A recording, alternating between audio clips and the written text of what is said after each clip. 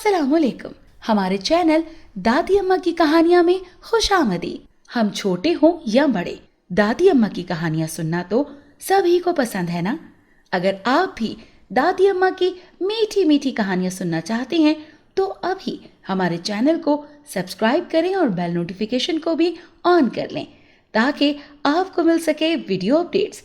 तो आज दादी अम्मा की कहानी है। बूढ़ा सैफ एक पुराना कसीरा था। वो गांव-गांव जाता और केतलियां और कढ़ाइयां वगैरह बना बना कर बेचा करता। यही उसके हाथ की कारीगरी और यही उसकी तिजारत थी।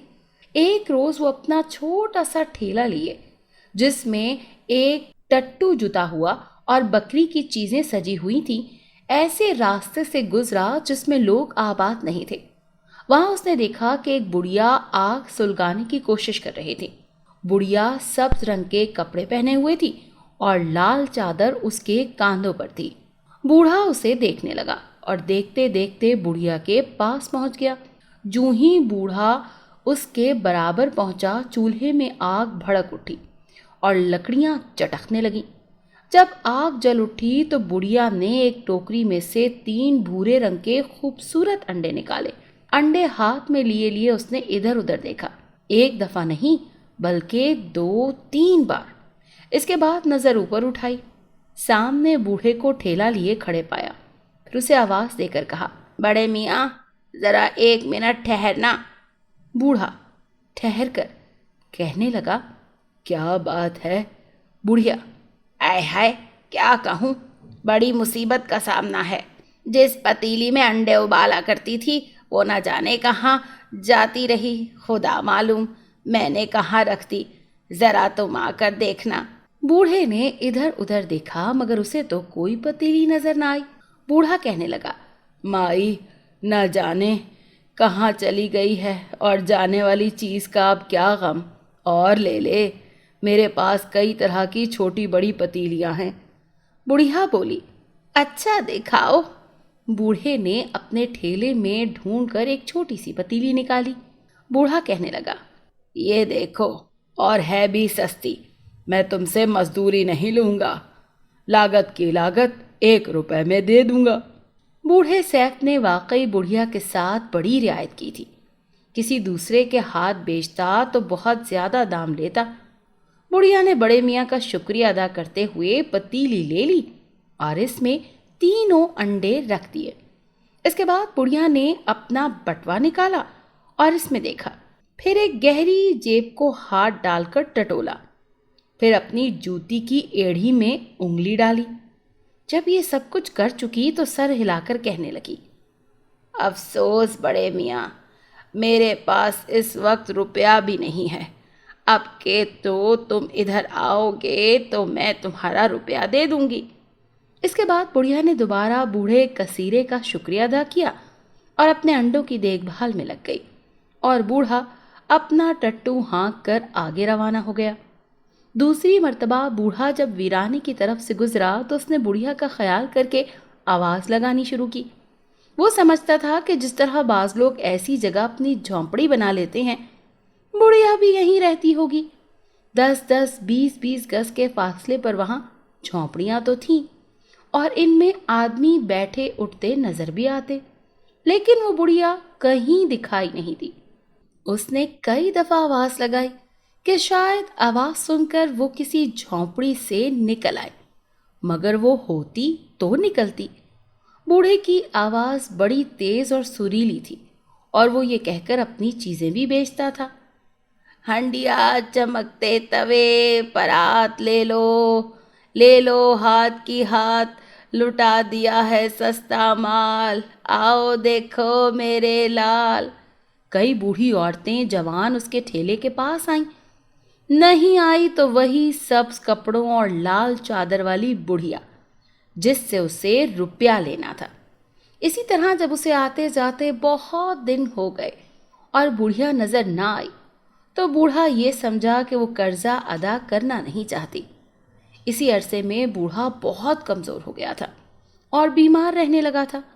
उठते बैठते कभी रुपए 12 आने का माल बेच लिया तो कई दिन इस आमदनी पर बसर करता। एक रोज सुबह सुबह निकल कर आहिस्ता आहिस्ता बस्ती की तरफ चला। सूरज निकला हुआ था। बूढ़े ने सोचा कि जरा सा चक्कर तो पड़ेगा, बुढ़िया वाले वीराने में से होकर निकलूं, शायद वो नजर आ जाए। वीराने में कोई आधा रास्ता तय किया होगा कि उसके कानों में आवाज आई, बड़े मियाँ जरा ठहरना। बूढ़े को ये आवाज कुछ जानी पहचानी सी मालूम हुई।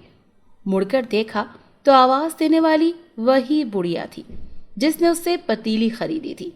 ताज्जुब पर ताज्जुब था कि बुढ़िया ने आते ही बूढ़े से इस तरह बातें करनी शुरू की जैसे कल ही उसने पतीली खरीदी हो। हालांकि पतीली खरीदे कई बरस गुजर चुके थे और बड़े मियाँ के हाथ पर रुपया रखकर ऐसी गई कि फिर नजर न आई। बुढ़िया के जाने के बाद बड़े मियाँ ने जो रुपए को देखा तो वो बहुत चमकदार था और उसमें एक छेद भी था। बड़े मियाँ ने अपनी सारी उम्र में चमकीला रुपया कभी नहीं देखा था, इसीलिए वो चाहता तो ये था कि इसे खर्च करने के बजाय अपने पास रखे, मगर खाने पीने का सामान खरीदना जरूरी था। चुनाचा उसने नान बाई को रुपया देकर रोटी ली और इसमें से जो पैसे बचे उनसे दूसरी चीजें खरीदी और घर को वापस लौट गया। घर आकर पहले तो बूढ़े ने अपने टट्टू के आगे घास डाली, फिर चूल्हा सुलगाकर अपने लिए थोड़ा सा दलिया पकाया। अब वो खाने को बैठा ही था कि दरवाजे पर किसी के आने की आहट सी हुई। बाहर जाकर देखा कि नान बाई की बीवी खड़ी है। औरत ने बड़े मियाँ को रुपया देते हुए कहा, बाबा ये तुम्हारा रुपया है। इसे देखकर मुझे अपने बचपन का किस्सा याद आ गया और उस किस्से की कीमत इसके सिवा और कुछ नहीं कि मैं इसको तुम्हें वापस कर दूं, इसीलिए अपना रुपया अपने पास रखो क्योंकि वो किस्सा इससे बहुत ज़्यादा कीमती है। इतना कहकर औरत ने रुपया बड़े मियाँ को पकड़ाया और चल दी। बड़े मियाँ ने रुपये को निहायत गौर से देखा। ये वही बुढ़िया वाला रुपया था जो बहुत चमकीला था और इसमें छेद भी था। बड़े मियाँ ने घर आकर रुपया ताक पर रख दिया और दिल में कहा कि आइंदा इसे कभी अपने से अलग नहीं करूँगा। इत्तेफाक की बात कोई एक हफ्ता ही गुजरा होगा कि बड़े मियाँ को कमजोरी ने इतना सताया कि गोश्त का शोरबा पीने की जरूरत हुई। उस रुपए के सिवा उसके पास एक पैसा ना था। मजबूरन वही रुपया लेकर कसाई की दुकान पर गया। कसाई सख्त बदमिजाज और उखड़ा हुआ आदमी था, जिसने बात करता उसे लताड़ देता। उसने बड़े मियाँ को 8 आने में गोश्त का एक छोटा सा पार्चा दिया था और बाकी 8 आने वापस कर दिए। बड़े मियाँ को गोश्त की कमी का इतना रंज नहीं हुआ जितना उस रुपए के खर्च करने का। उसे यकीन था कि अब ये रुपया उसके पास नहीं आएगा। घर पहुंचा तो बहुत उदास और गमगीन था, इसीलिए खाने पीने का कोई इंतजाम ना था। रुपया भी कसाई के गले में चला गया। शोरबा पकाकर उसने पिया, मगर जैसे खून के घूंट। अभी वो आग के पास ही बैठा था कि दरवाजे पर धम धम करता हुआ कोई आया। ये धमाधम की आवाज़ सुनकर वो चौंक पड़ा। उसका कमज़ोर दिल धड़कने लगा। जल्दी से दरवाजे पर गया। क्या देखता है कि कसाई गुस्से में भरा खड़ा है। बड़े मियाँ के सामने आते ही उसने गुर्रा कर कहा, बड़े मियाँ ये रहा तुम्हारा रुपया। इसने तो मुझे परेशान कर डाला। खुदा के लिए इसके साथ मुझसे 4 अशरफियाँ भी ले लो, कहीं मेरा पीछा तो छूटे। मेरे साथ ऐसे वाक़यात तो सारी उम्र में पेश नहीं आए। ये कहकर कसाई ने वही रुपया और 4 अशरफियाँ बूढ़े को दे दी और चलता बना। इस तरह जादू के रुपए से सौदा खरीदने और बराबर उसके वापस आ जाने से बूढ़ा खासा अमीर हो गया। रुपया क्यों कर वापस आ जाता था, इसका भेद ना किसी दूसरे पर खुला, ना बूढ़े यूसुफ पर। अगर आपको आज की कहानी पसंद आई हो तो हमारी वीडियो को ज़रूर लाइक करें और चैनल को सब्सक्राइब करना मत भूलिएगा। मिलते हैं कल एक नई कहानी के साथ। अल्लाह हाफिज।